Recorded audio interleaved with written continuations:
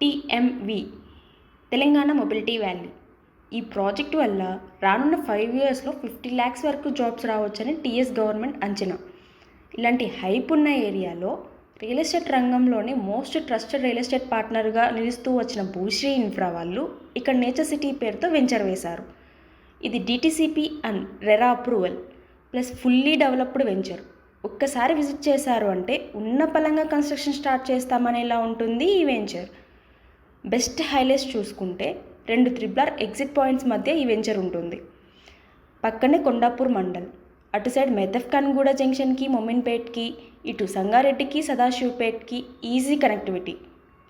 Highway నుండి just 5 minutes drive.